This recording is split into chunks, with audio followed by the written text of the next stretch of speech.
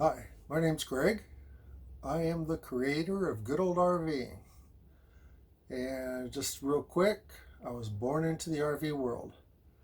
Parents RV'd, I RV. I think it's going to be a family tradition. Anyways, got a lot to cover. Let's get started. Good afternoon, everybody. How's y'all doing? Welcome to Good Old RVing. I'm Greg. I'll be your host today. And we're just going to talk about water heaters. How to service them, how to repair them, what's needed, all the basic stuff. We'll be working on SW10DE. This is a 27 millimeter socket, a couple adjustable wrenches, and 5-inch extension or 6-inch extension, the 3/8 deep well socket for changing out the thermostat and reset button, some channel locks for some of your other fittings, PEX pipe cutters because I added a couple turnoffs, PEX clamp crimper tool because I had to clamp up the PEX, and Phillips screwdriver. Flat tip screwdriver for taking the covers off. And when all else fails, get out the hammer. This is a special socket. I picked this one up, I think, at Lowe's. It's for your AC heating element because you need a thin wall socket for that. Hacksaw was for getting out the broken plastic valve, and so was a screwdriver. There's the valve right there, what's left of it. I used a screwdriver, got it hot so I wouldn't leave a bunch of chips all inside. Then I used the needle nose to pull out the remaining part of it. Then I cleaned out the threads with the tap. This is the sealants. This is the new one-way check valve right here. This is where it goes, the bottom left corner there in the back. Has an arrow on it, it's directional.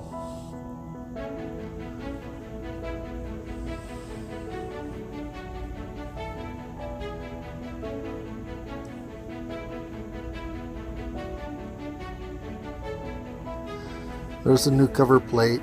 I found where you push the button to reset it, those wear out, and then water could leak into there.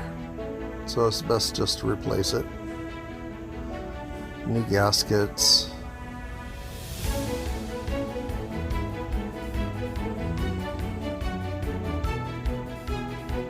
There's the electric element right there for the AC side.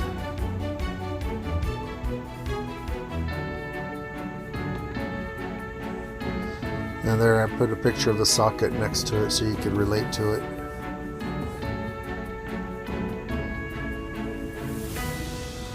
The anode rods, there's the socket for the anode rod, the 27 millimeter, but they actually could get two different kinds.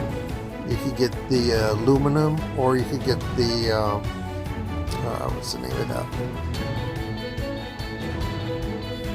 Magnesium.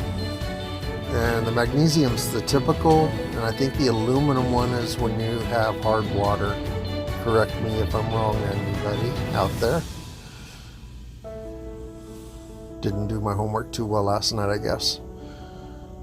Anyways, this tells you how it protects, how much wear it should be on there before you replace it, and it's saying roughly 75%. So here's what I did to make this happen. First, I shut my water off. Not everyone's going to have this device. Actually, I don't think anyone has this device except for me. I installed it not long ago, but this is what brought me into this whole circle of water systems. And so now it's turning off the water. See how on the right side it shut down? That's the water's now off. Then turn off propane, of course.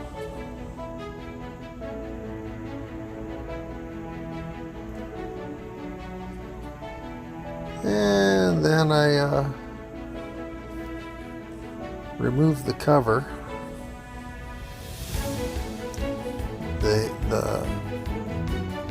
So I can get to the pressure release valve, because I need to get into that. Water's already cold. I've had it cold for a while now, and the other stuff's already turned off as well, the AC and the DC power to it. I don't think I showed it to you.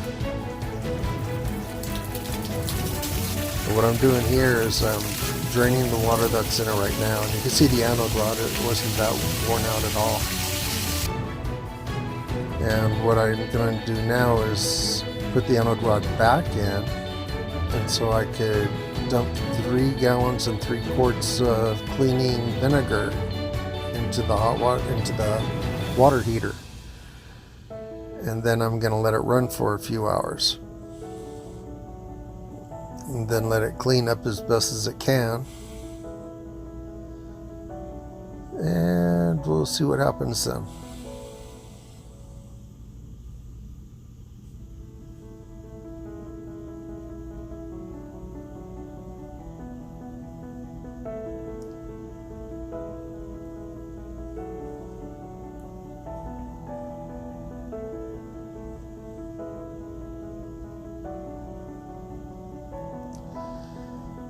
Give it a little bit of tight, nice and snug, just perfect.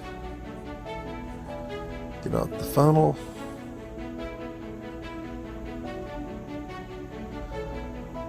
And that's where we go in, right through the top.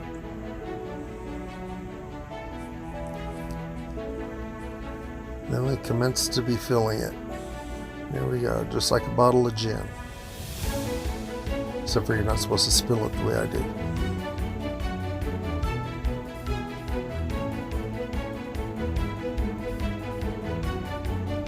Or should I say moonshine?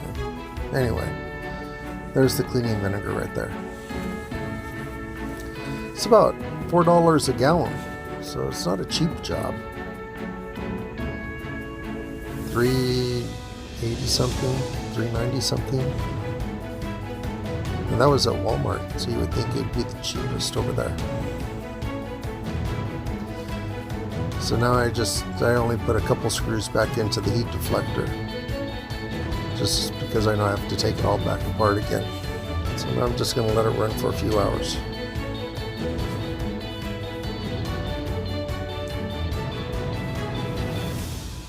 Water back on.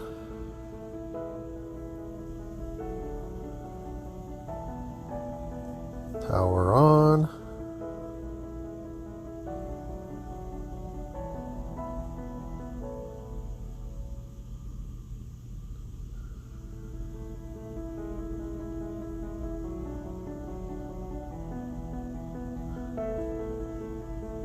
Yeah, it'd probably help if I turned on the propane first.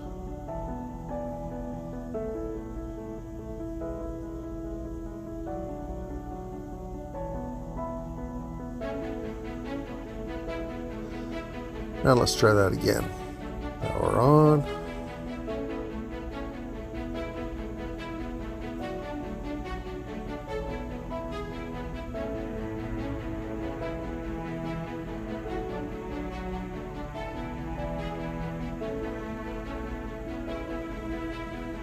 Looks like she might be lit, and there it is.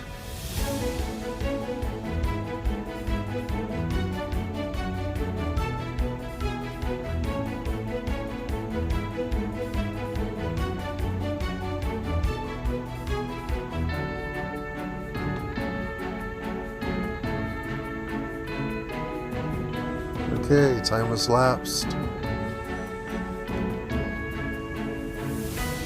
Time to turn everything back off. We're looking for the water heater. There it is, WH, right dead center. There it is, yeah. And we're just gonna flip that baby off. And that's WD, that's washer and dryer.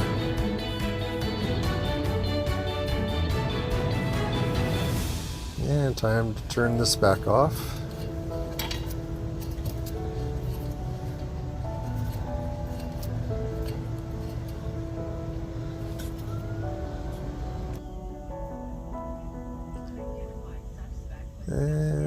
let's turn the water back off.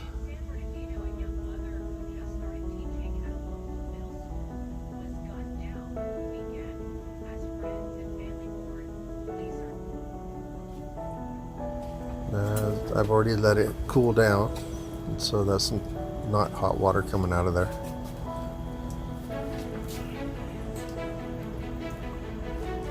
And most people will just open up the bottom, leaving the top closed because it doesn't come out as rapid.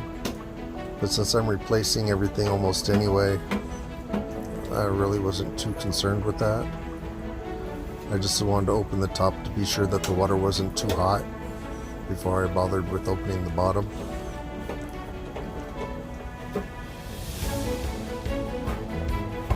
Then you got to lift up, because around that circular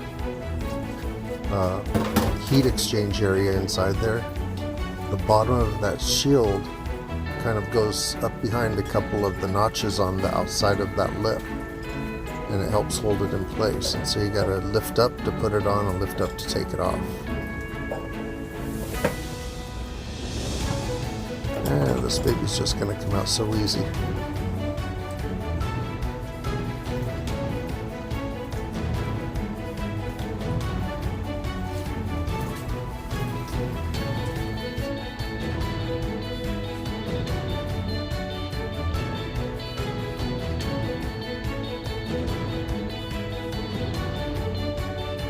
Here we go.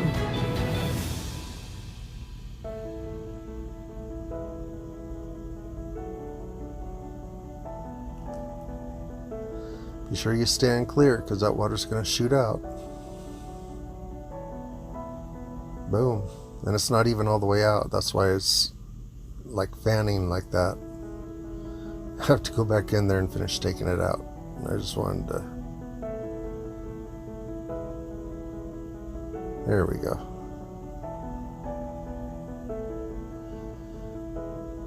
And with it coming out, see, the anode rod actually cleaned up with the solution in there. And it wasn't even 75% gone, but I was going to change it in a couple months anyway. I figured I'd just do it all right now. There's a securing nut on the bottom of that burner, right there, holding the burner tube in. You got to take that off, because you have to remove the entire assembly. And the easiest way is just to remove that one nut. Remove the propane line going to it at the top.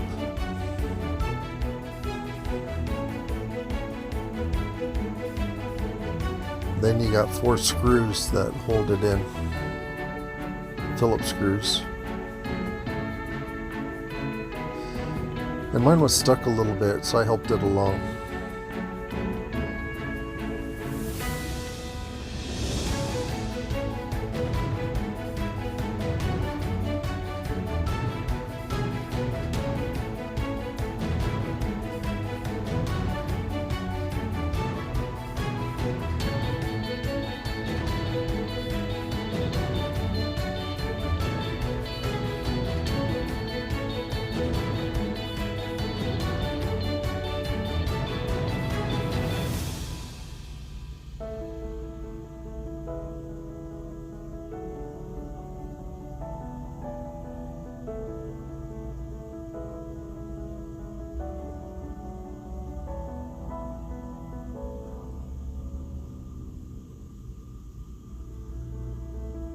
So here I go.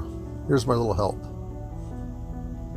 You don't want to get anything really big and heavy in there, you'll bend it all up. So I just use the handle of my screwdriver. Now I just have to undo the couple wires that are attached to it.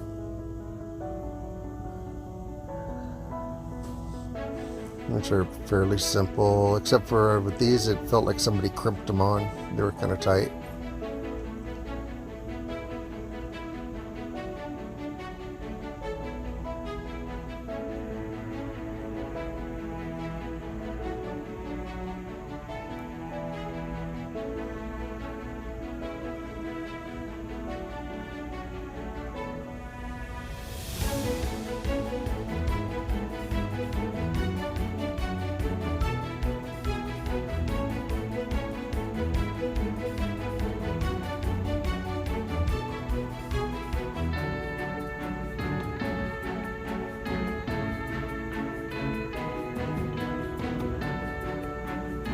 So I got my little baby flat tip screwdriver there to kind of help it along. Didn't take much. I got that out of the way.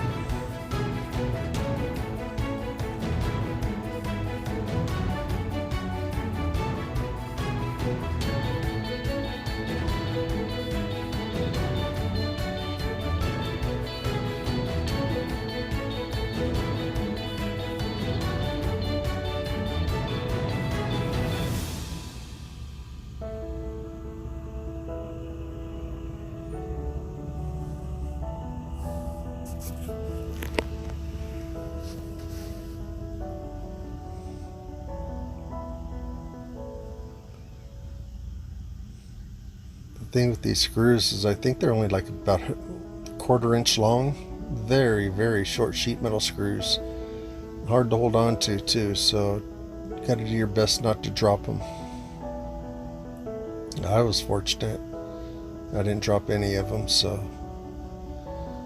if I could do it, anybody can.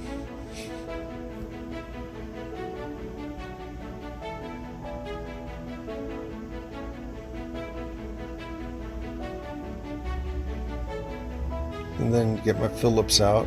Got to remove the hot wires off of the heating element. And here's that special tool, that socket, 1.5 inch. Got this one at Lowe's.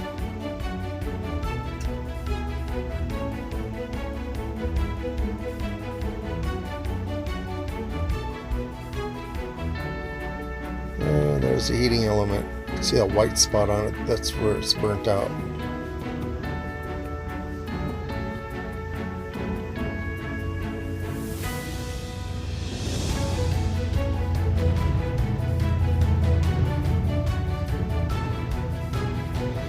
And time to rinse this baby out. Of course, I got one of those special rinse things you attach to your garden hose. And I use every advantage angle I could get to, so I started with the 2 bottom holes. You can see the junk falling out of there, so it actually is working pretty good. Then I go into the top. Also, every angle is a good angle in my opinion. Got to get that baby cleaned out really good. And here we go.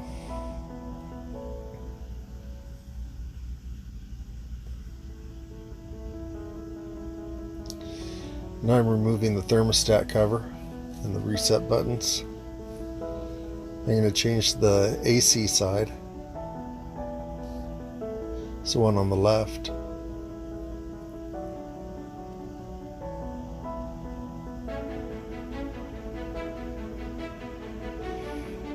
I think I had a lot of coffee. Looks like I'm shaking a little bit here.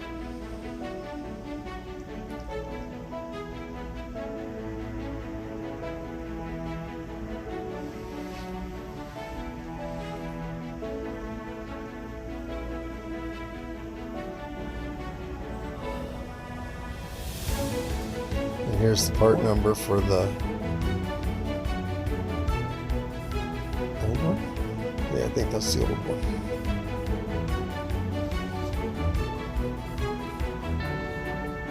New one. That's the part number for the new one.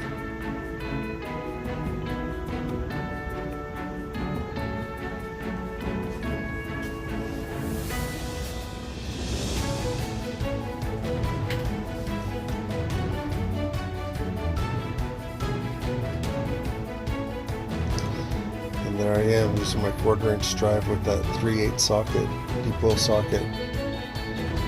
Put that securing nut right on there, no problem.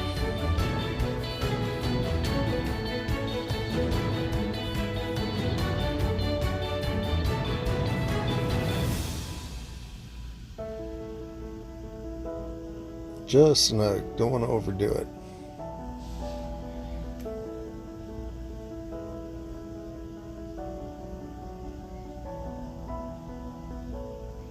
Yeah, I'm fighting with the wires. Sometimes my fingers are too fat to get into these tight places.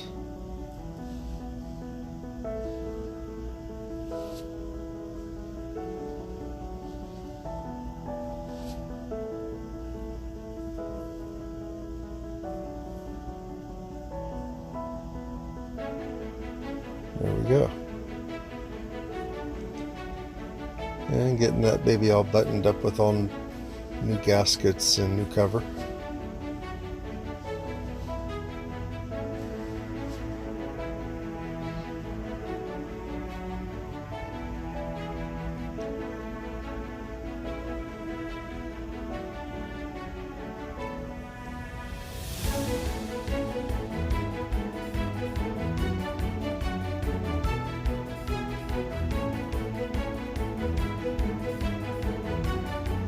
Good as new.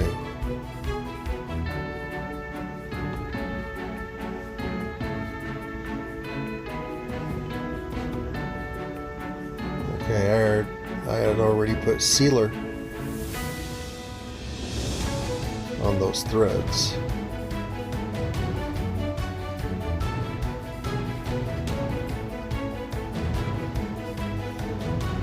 Now I'm going to turn on the water, flush it out a little bit from the inside.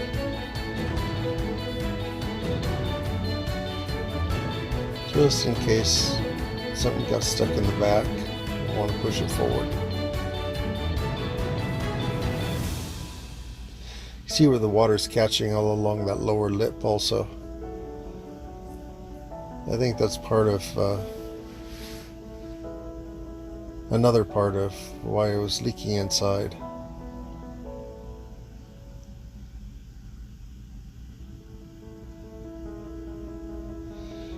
And that long-handled screwdriver, just enough torque to snug that baby up in there. Now let me get these two wires put on.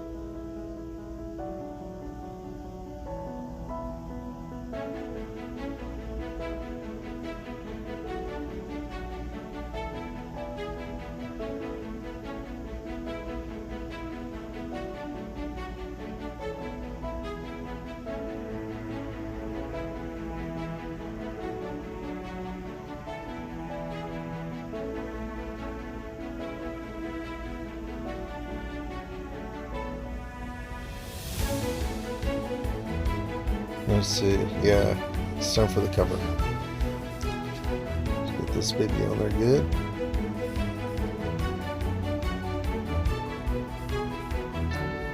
This one I'm reusing the cover that came off.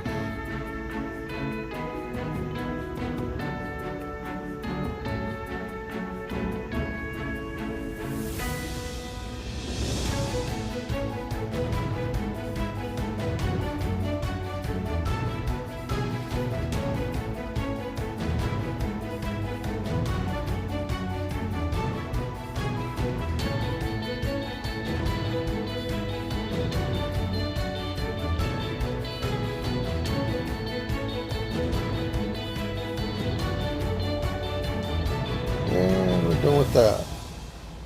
Nice and tight. Okay, time to throw the pressure release valve back in.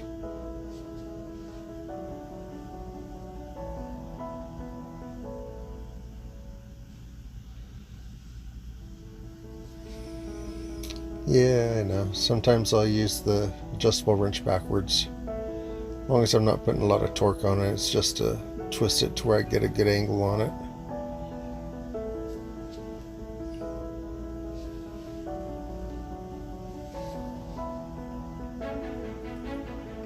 And here's some sealant on the anode rod. Time to get that baby in there.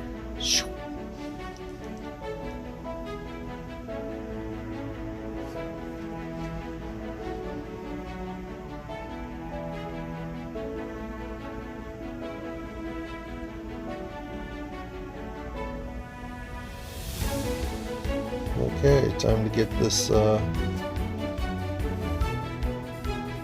propane regulator assembly back together. Thing you do is you put the stud in the burner unit first, and then you line up your threads and get them started on the top for your gas line. And then don't forget to bring the wire around. Wire has to go up, under, and around. So be sure you do that first before you put those 4 screws in.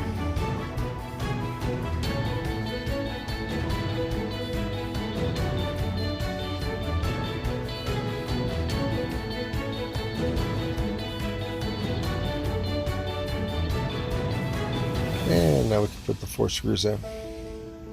Be sure you don't pinch that wire.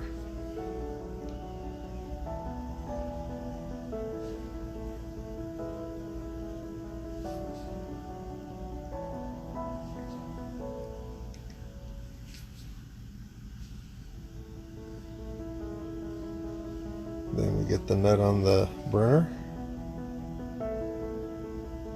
Tighten that baby up. Just snug. Don't want to make anything too tight. Remember, things expand with heat, and that has a built-in lock washer on that. And now put the, I guess you call it a heat shroud or a heat diverter, something like that. It also diverts water. You can see it right underneath the pressure release valve. So it has 4 screws, 2 in the top and 2 about 2 inches up from the bottom. Well, on each side. You can see how there's a little slip right there. They have it cut out so it's easy to get your screwdriver straight in there. I thought that was pretty thoughtful.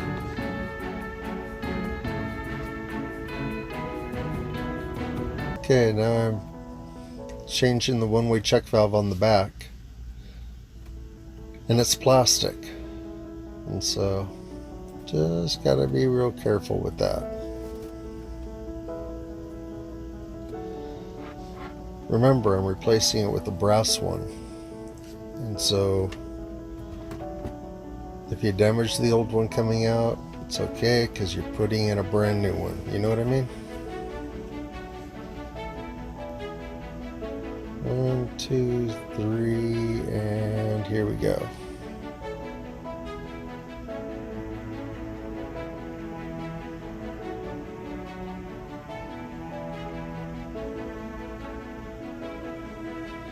They have those babies glued in there tight. I think they use JB Weld, because they are very tight in there. I guess they want to guarantee it's not going to leak or something.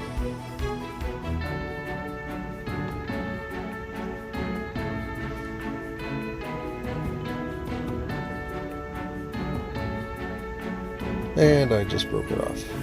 Oh well, what are you going to do? Now the fun begins.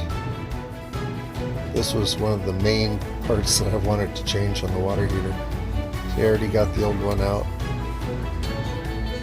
I used the screwdriver, the hacksaw, needle nose pliers, and the tap. And here's a new sealer I'm going to use on it. Because it's going into a hot surface, I want to be sure that it can withstand the heat.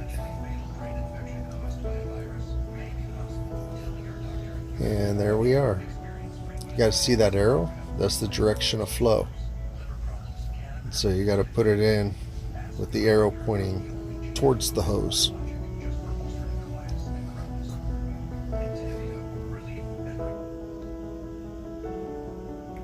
Just like that.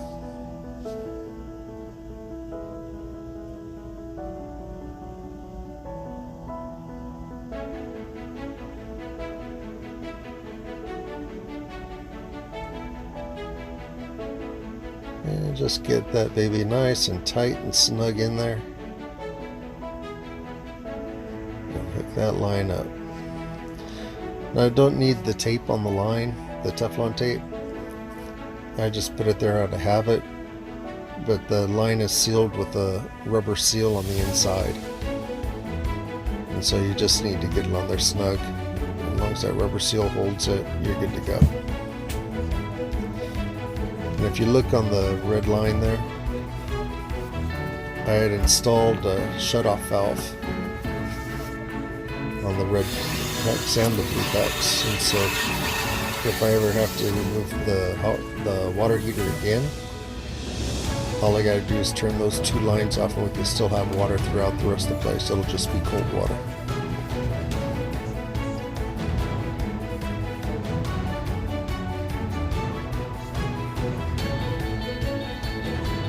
And here we go. Time to turn these water lines on. Time to fill up the tank. Now the trick is, you're supposed to have an air bubble in the top of the tank. If you notice, the red line, the red pecks coming out, wasn't at the very top. There was a gap. And this valve is at the same location on the other side. And so there's a gap to where you don't fill it all the way to the very, very top. And it's designed that way on purpose for heat expansion. And that's why with RVs, you don't need a heat expansion tank if everything is working properly. Well, in my particular RV, things were not working properly. And so that's one reason I ended up rebuilding this water heater. I was having a lot of heat expansion problems, and that's why I wanted to replace that one-way check valve, because if that was leaking, it would backfill the water heater and that air gap would disappear. And that was the only thing I could think of that would be causing that. So now turning everything back on.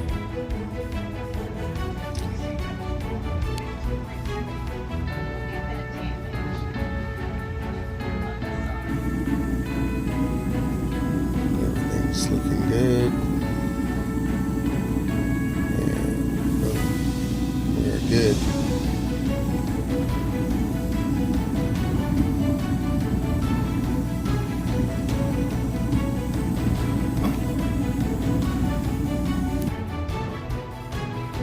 See, if you look over there, that's where there was water leaking inside from that lip on the outside when I was draining it.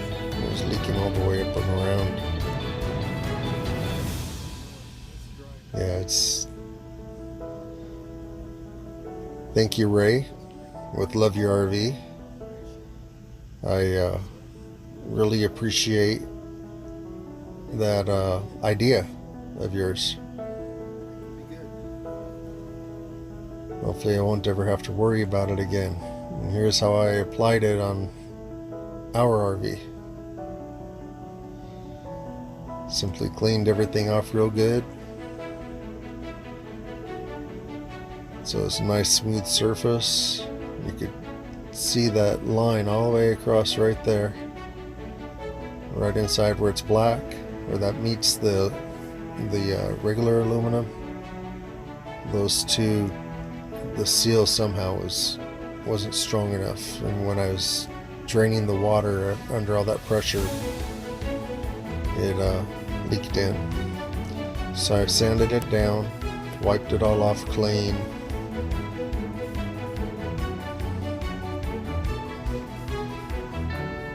Then I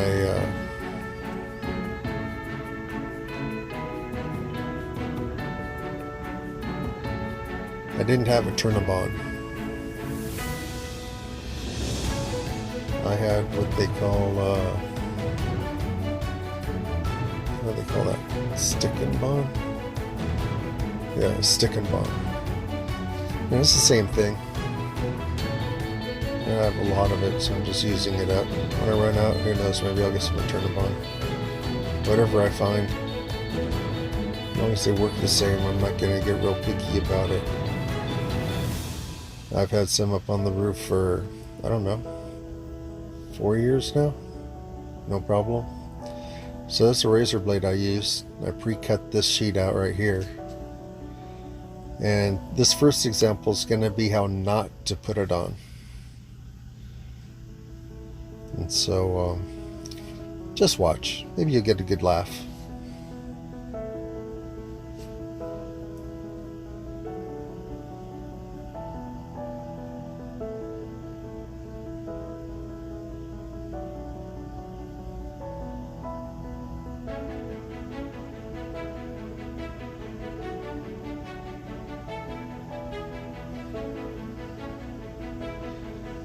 See, I had already peeled the backer off, and it just wants to stick to everything. It will not give me a break at all.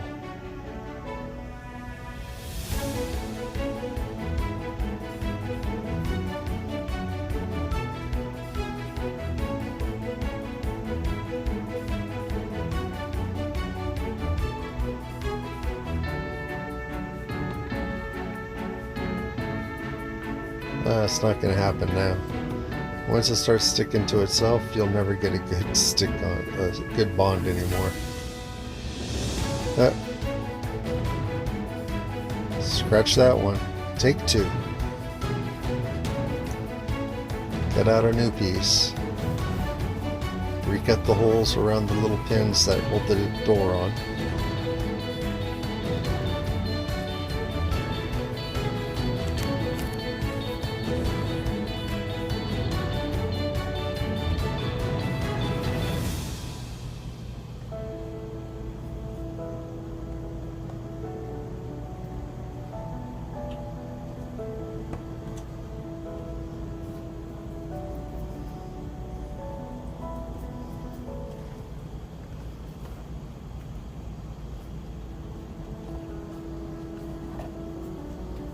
And it just so happens that it's the perfect width to fit inside the water heater compartment there. That's what really amazed me, how perfect it fit. I think that tape's 6 inches wide. And right from one end, right from the inside all the way to the outside lip. That was just amazing, like it was meant to be. Okay. Now I think I got it. Now let me try to stick it down. A little bit differently than last time.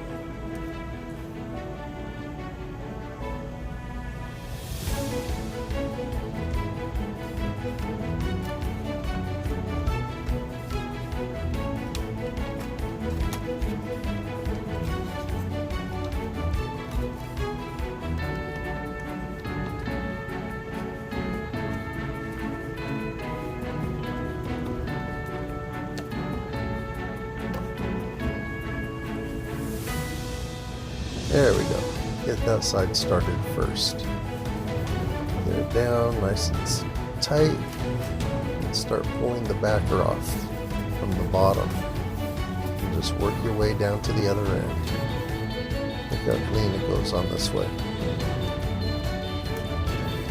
Slow and easy.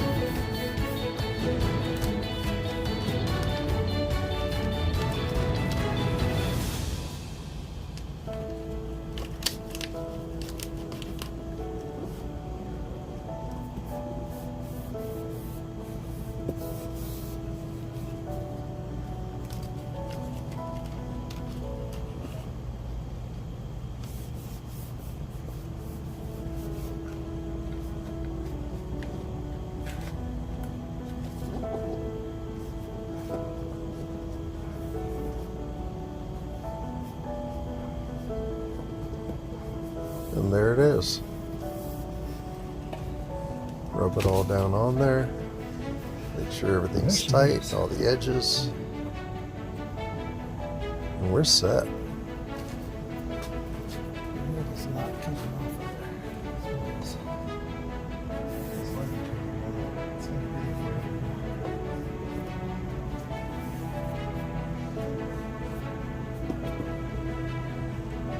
So if anybody else likes this idea, don't forget to thank Ray over there at Love Your RV, because it was his idea. I just happen to like it. Look how perfect the door goes on there with no problem.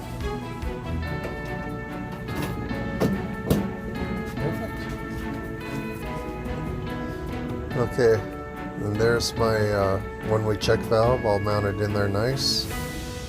And there's my on-off valves I put in line for the cold and hot water. And that's what I needed my PEX cutters and crimpers for. And this is when I also took the time and installed a third accumulator tank. So anyways, things are looking good right now. If you like it, check like and subscribe if you want. I hope that it's helpful to you, and have an awesome day. Thank you very much.